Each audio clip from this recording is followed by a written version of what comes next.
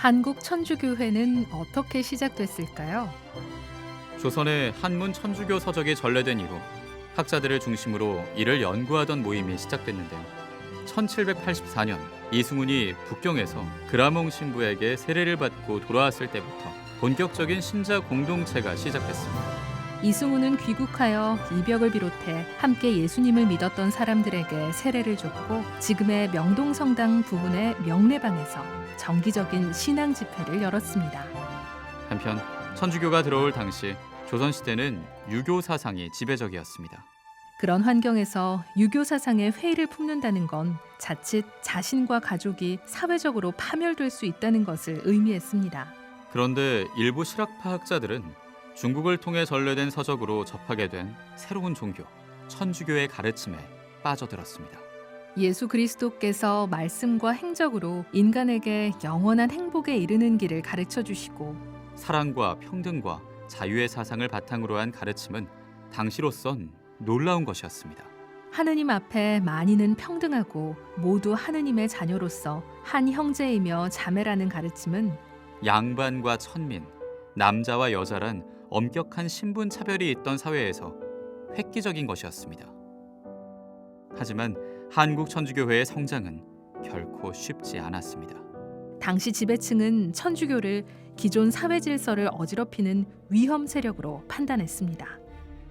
천주교 신자들은 부모도 나라님도 모르는 대형 무도의 무리, 사학 죄인으로 몰아 모진 박해를 가했습니다. 신앙의 자유를 얻기까지 100여 년 동안 4번에 걸친 커다란 박해로 수많은 순교자가 나왔습니다.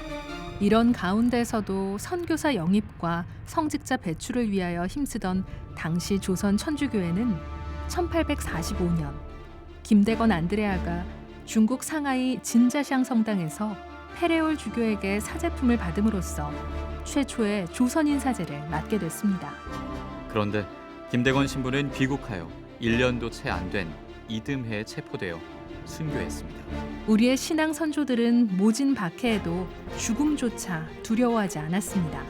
배교하겠다는 한마디면 단란했던 가정, 잃었던 명예와 가산을 되찾을 수 있었지만 그들은 예수님의 사랑을 드러내고 그분의 가르침대로 사랑을 실천하기 위해 그리고 영원한 생명을 얻기 위해 목숨까지 바쳤습니다. 이렇게 신앙을 고백했던 많은 순교자 가운데 103명은 1984년에 시성돼 전 세계 천주교 신자들의 공경을 받게 됐고 124명은 2014년 시복돼 한국 신자들의 공경을 받게 됐으며 또 다른 순교자와 증거자의 시복 시성을 추진하고 있습니다. 오늘날에도 한국 천주교회는 이런 모습을 이어가고 있습니다.